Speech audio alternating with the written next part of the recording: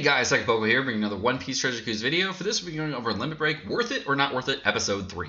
So for this, we're going to be going over all the characters that I believe you should are worth limit breaking or not worth limit breaking, and you can take it or leave it however you want to do. But there's going to be lots of different units that are going to be going over this videos, and we're going to have lots of videos going over all the different units where I think they're either worth it or not worth it. So go ahead and leave your comments in the description below. If you haven't done so already, hit the subscribe button down below as well as the like button, just so we can get lots of different people watching the channel and get lots of people watching the content. Without further ado, let's go ahead and get into the video and talk about some of the characters that I think that we should get limit broken or not limit broken.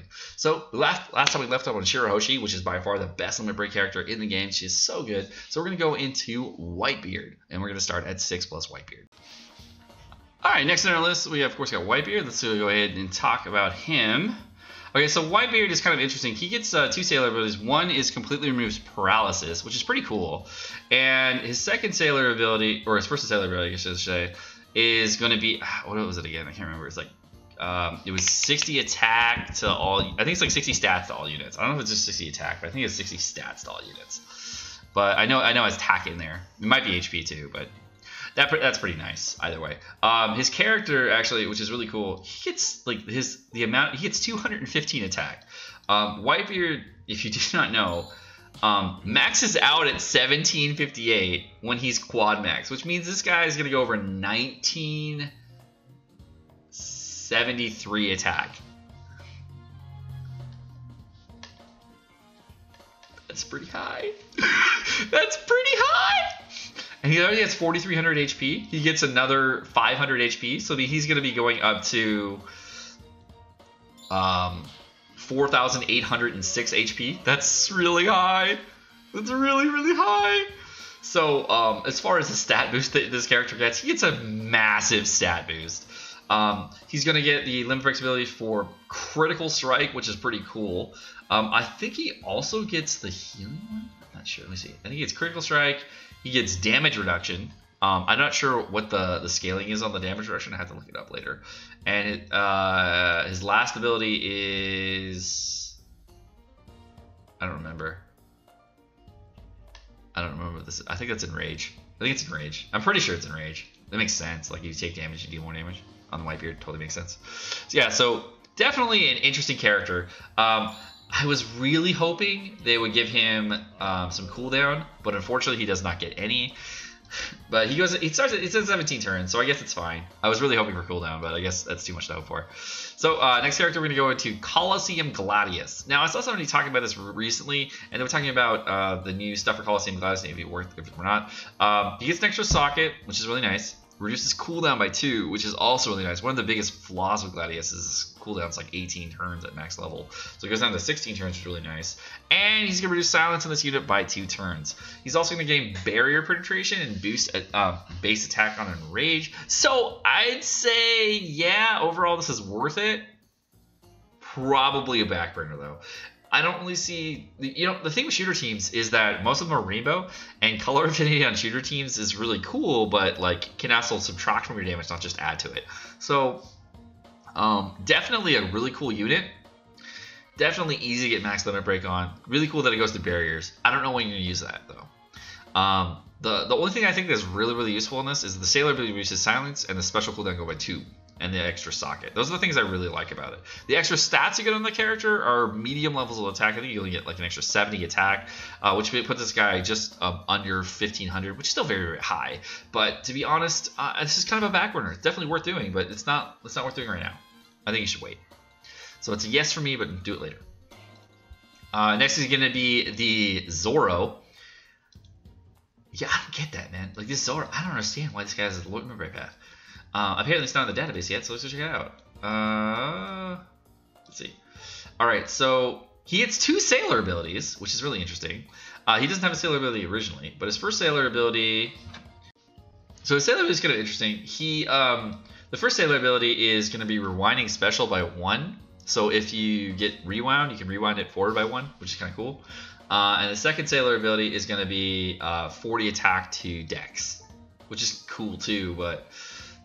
he gets another socket, moving him up to 4 sockets, and he gets a little bit of extra attack. He already has 1434 attack, giving him an extra 90 attack, puts him over 1,500.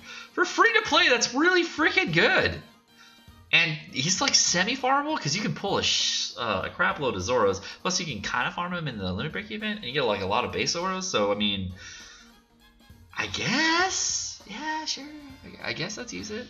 I mean, I don't know when you're gonna use the Zoro, but if you really want to, get all the limit break stuff on this guy, I guess that's when you can do it. I wouldn't, unless I was like really wailing on this. But if I really wanted to make some free-to-play teams, then I guess it's worth it. But overall, I'd say no, but it's kind of cool. Next, we're going to go over Luffy. Now, Luffy's limit break path is kind of interesting. He has the same thing that Brynndi World has, whereas if he's a sailor, he's going to boost his attack by 100 if he's the last unit to attack, which is kind of cool. He's going to go from 23 to 16 initially, but with the with all of the cooldown, he's actually going to go down by 4 turns. So he's going to be a 12-turn character, which is pretty bonkers as far as that goes. That's actually really good. He's also going to make quick orbs beneficial as a sailor ability for this unit, so that's pretty cool. I do like that. And I don't know when you're going to use this Luffy as a sailor for like a 1-turn delay with AoE. He does do 40 times attack to strength to all enemies. It's really nice. And since his attack does go up by 30, I guess you get a little bit more attack. So it does the 15-29 attack, which is kind of cool. He has very high attack initially, so I mean that's pretty good. As wave clear goes, that's pretty good. I do like that. I don't know if I like his potential system or anything like that. I'd say this is kind of a hold off. It's kind of a no for me. But I do like his limit break stuff. It's just like it's not worth the crystals, but it's definitely easy to do. So I'd say it's a no, but you could do it if you want to, and I won't think badly. Next is going to be kanjuro. Now, kanjuro is going to have a limit break path. Thanks. Let me pull him up real quick. kanjuro is going to get reduced cooldown by 2, so he's going from 15 down to 13 turns, and then he's going to get some stat increases as well, boosting his attack by 90, putting him up at 1343 attack with 200 HP. His sailor ability is going to be, I think it's 2 turns of special rewind. I'm pretty sure that is. Yeah, he rewinds 2 turns of special, which is a very good sailor ability. I do like that sailor ability a lot. It's very useful. Overall, this is a no for me.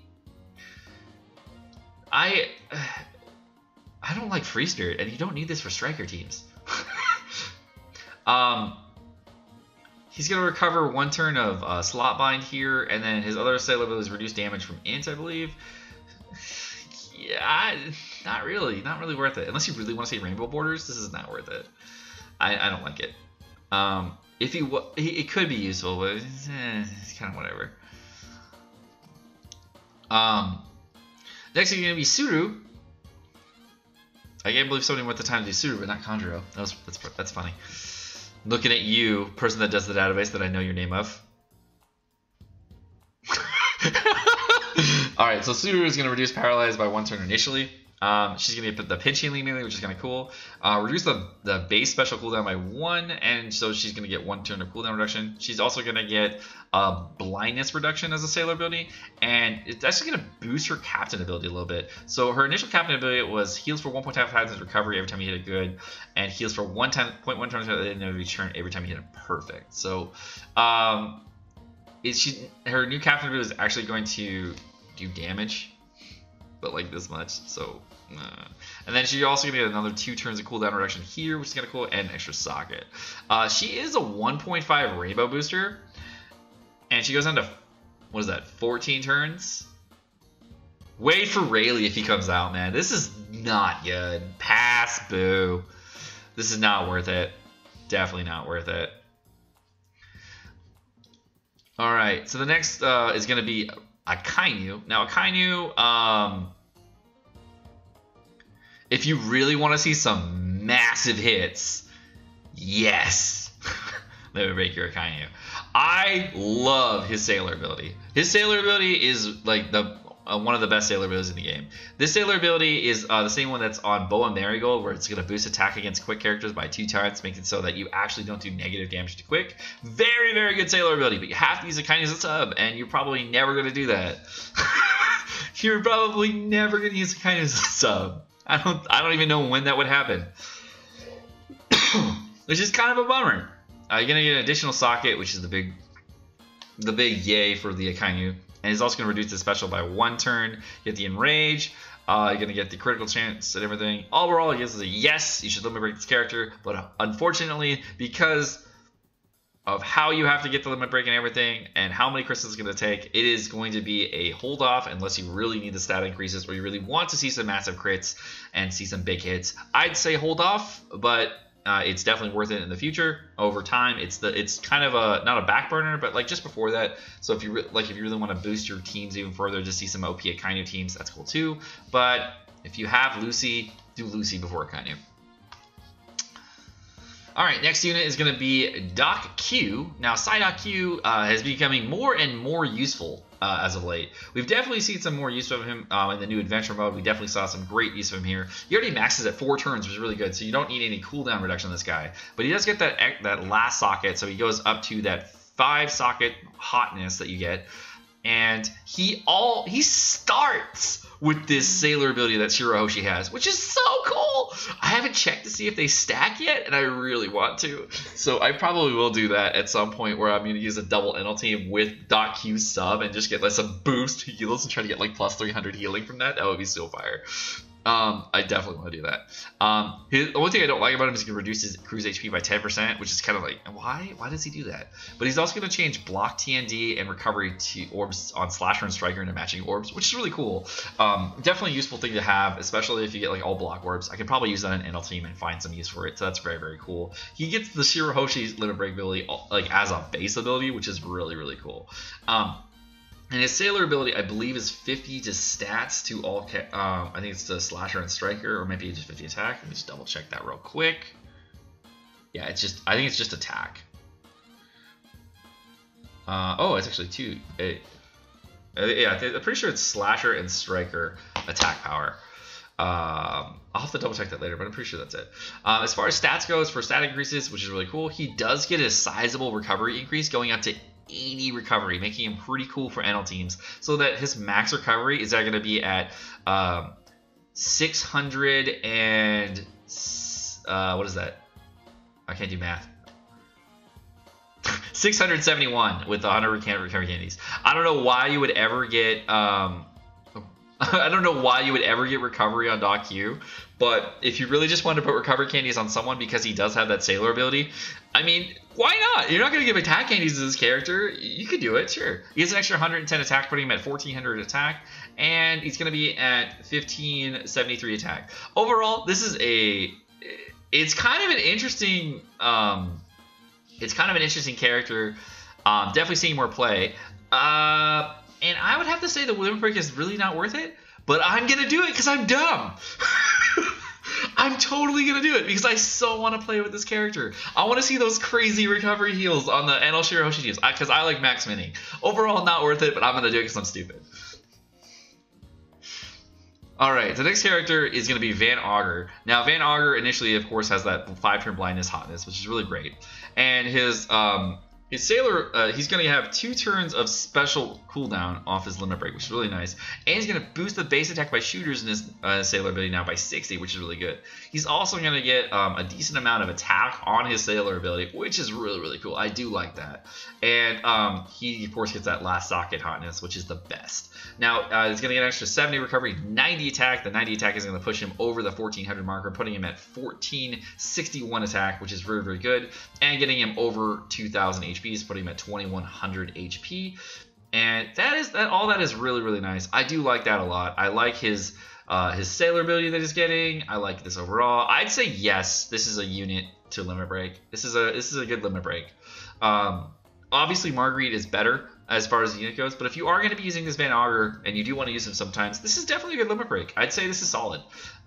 This is what you want to see on limit break. You want to give like some kind of sailor ability that boosts stats or something that does something for your team. And this is definitely, overall, this is really, really nice. I do like this. So if you are going to be using Van Augur and you don't have the new Marguerite, this is definitely worth doing. Next is going to be G5 Smoker. Now, we haven't seen a lot of use of G5 Smoker since the Fuji Tora fight and since, what's his name? Kai Mihawk. for the driven version. So we haven't seen a ton of use for him. But overall, this character already has a base attack of striker characters by 50 as far as the limit break goes. Now his limit break is going to give him an extra 110 attack, which is actually really high. It's pretty good. It's going to give him 1540 attack, which is pretty freaking high. It's pretty high. He's going to get that extra socket, so he's going to go up to 5 sockets, which is really good. And he's going to get that sailor ability, which is really good as well. And he's going to get to the both in range abilities. Now, let's see his sailor ability. I think is going to be treat strength as matching. Let me just double check that. I'm pretty sure that's what it says. Because that looks like a strength to me. Yeah, it's strength. The little kanji character that looks like this one right here. I'm pretty sure that's strength. Because that's what it is in Dokkan. So he gets a treat strength as matching, which is pretty cool. I like that. Overall, yeah, this is kind of cool. I don't know when you're going to use this character a lot more. He does get 1 turn of cooldown off, so he goes down to 11 turns, which is pretty cool. Oh, no, actually 2 turns. Sorry, 2 turns. So he goes down to 10 turns, which is kind of useful on a 10-turn cooldown. Like, that means you can speed buggy team this. So he's really good for buggy teams. Like, what you do is you use double buggy and use G5 Smoker as a sub, and then you put G5 over special ability, put him as a captain, and it kind of does that extra captain damage so your team does more. Overall, it's pretty good. Like, I do like that. So if you're going to be using it for buggy teams, definitely worth, especially since he gets that cooldown reduction off of it. So that's all pretty cool. I don't know when you're going to use this character that often, as besides the Fujitora fight. But yeah, it's pretty good. I like it. I don't really find anything wrong with this limit break. I'd say hold off unless you really need it, but otherwise it's a good limit break. Next is going to be Brynndi World. Now Brynndi World has a very good limit break because you are almost never using Brynndi World as a captain, and you're almost always using a sub. With the introduction of the new 6+ Ace, it doesn't matter because Brynndi World as a sub gets that plus 100 own attack at the end if you use him at the end of the chain. However, what really sucks about Brynndi World is that he doesn't get any attack stats in his limit break. And that kind of bugs me. Like, you do get HP and everything, and you do get cooldown reduction, which is really good. And he is farmable, he gets barrier penetration and rage, all the good stuff, but there's no crit, nothing cool there, so I'm really sad about this limit break. I'm very, very sad about this limit break. I do like it. It's helpful. It's definitely worth getting. It makes me sad, but it's definitely good. I can't say it's a bad limit break. He's farmable, so you can get the extra sockets. So he goes up to 4 sockets, which is really nice. There's nothing wrong with this limit break. I just wish it was better. I just wish. Maybe I'm just greedy. I don't know. It's definitely worth it, though. It's definitely worth it. Next is going to be, we're going to have Ussop. Now, Ussop is kind of interesting. He gets a decent amount of attack here. You can see he gets lots of attack from his thing. And he also is going to have a decent sailor ability as well, where he's going to boost the attack of shooters by 50. He's kind of an outdated unit, which is kind of unfortunate. But and he gets to get that extra socket, which is really nice. And he goes up to an additional 130 attack, which is pretty good. And the HP cut has always been nice. However, 130 attack off this 954 is really weak. And that right there in itself makes this unit kind of not worth it to me. My rationale for another character earlier on in a previous video was that the attack stats were too low to even warrant getting a limit break on. So that's how I kind of feel about this character as well. There's nothing wrong with him. Like, he has a decent limit break, and there's nothing bad about it. It's just the character initially was too weak to limit break. So I think this is a no, in my opinion. All right, and then for our last unit of today, we're going to be going over Coliseum Ganfor. Now, this was kind of interesting. So we were looking at this earlier. We're trying to figure out if Coliseum Ganfor was worth it. And like, somebody told me that Coliseum Ganfor like healed every turn. I'm like, what? Coliseum Ganfor heals? It's like, why do you recover Ganfor like Coliseum Ganfor? It's like, oh yeah, his captain ability. It's like recovers he just striker 2 times boost, and then he recovers 5 times recovery at the end of each turn. I'm like, what? You can so stat pad that. So he already starts at 222 attack, which makes it initially he's only healing for like 1,000. But if you get 100 recover cannons, that's over 1,500. And if you get another character on that, you say you get the limit break on him, and he gets an extra 60 recovery, which puts him up to 382 healing per 382 recovery. So before any kind of other characters in here, so if we want to put up a calculator real quick, you can see 382 times 5 is going to come out to be 1910 healing per turn. If you couple that with Shirahoshi, which is 760 times 5, that's 3,800 plus his 1,900 plus you're going to get the additional 1,000 healing per turn from auto healing is 6,700 healing per turn, which is really interesting. So you can actually use this character in tandem with Shirahoshi if you don't have Shirahoshi to get your zombie level healing in, which is pretty freaking cool. And this, now the things about him that are really, really nice, and I did not know this about this Coliseum Ganfor until recently. Somebody brought it up to my attention, but about the recovery healing per turn, but I did know his special ability. His special ability is really good.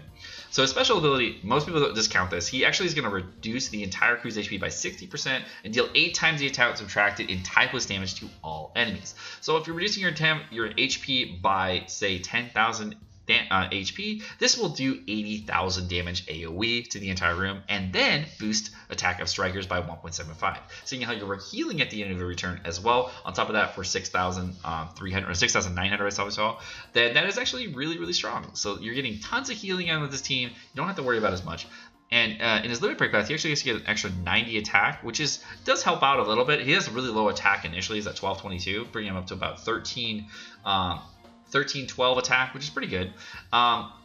There are better striker boosters in the game, but this is a striker booster wave clearer, which is pretty cool too. If you were bringing this in like a Nekamamushi team and you have like way more attack, way more HP, then you can do like over 160,000 HP AoE damage to like clear the room, which is really cool.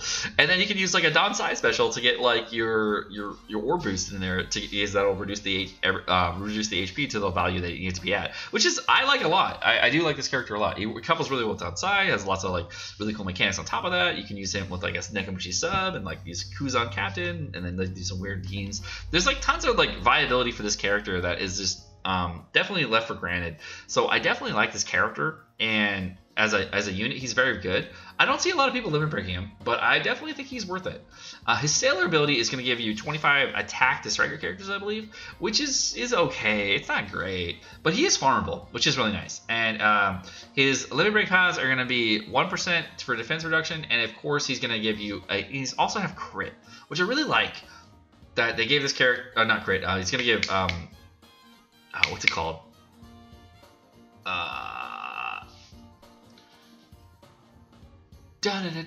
It's the recovery thing.